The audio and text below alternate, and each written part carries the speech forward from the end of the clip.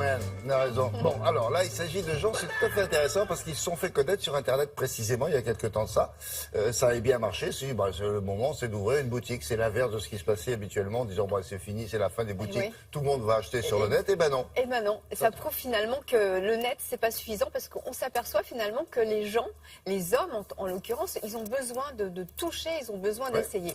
Donc voilà, ça s'appelle Bonne Gueule. 3 millions un site internet, plutôt un blog, 3 millions de visiteurs par an. Et c'est vraiment un blog qui donnait des conseils aux hommes à tel point qu'ils ont, en 2013, lancé un guide de l'homme stylé, même mal rasé. Et ce qui est amusant, c'est que dans l'exposition qu'il y a en ce moment au musée des Arts Déco, vous savez, l'exposition sur tenue correcte exigée, eh ben, ils ont eu la bonne surprise de voir leur livre exposé dans l'exposition. Donc déjà, ça prouve que ce guide est important et puis a pas mal d'idées. Donc nous avons rencontré Geoffrey Bruyère qui vient d'ouvrir une boutique à Paris puis à Lyon. Il y en a d'autres qui vont s'ouvrir.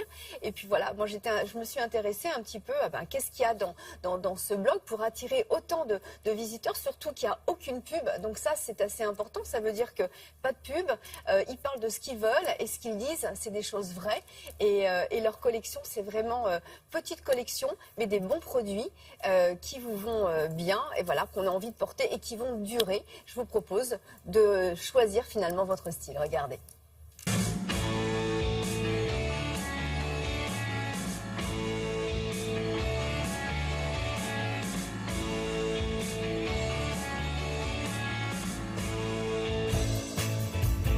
Aujourd'hui, on a 4 millions de personnes chaque année qui nous suivent sur le blog et à peu près 100 000 personnes qui suivent chaque semaine nos conseils sur la newsletter.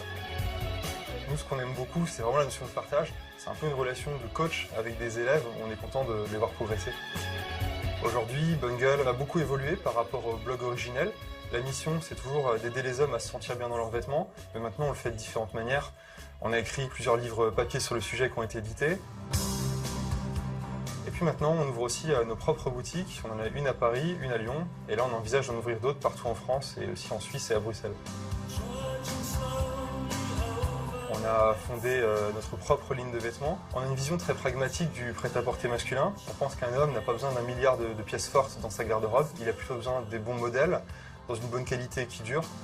On va chercher les bons savoir-faire, les bonnes matières. Et à la fin, on a une garde-robe qui est resserrée mais efficace.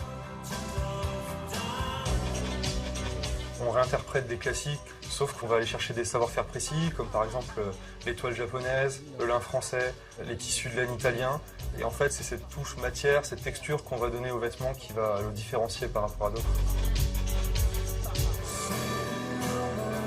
Si j'avais 3 conseils à donner aux hommes qui regardent Télématin, le premier, c'est de raisonner en termes de qualité. Il faut acheter moins mais mieux, privilégier des pièces qui durent. À la fin, ça coûte aussi moins cher d'acheter des pièces durables.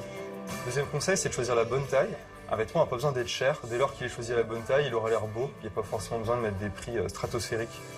Et mon dernier conseil, c'est d'éviter de suivre de manière aveugle les modes. Il faut privilégier avant tout ce qui vous va, dans lequel vous vous sentez bien. Sinon, il y aura un côté déguisement qui ressortira de votre tenue.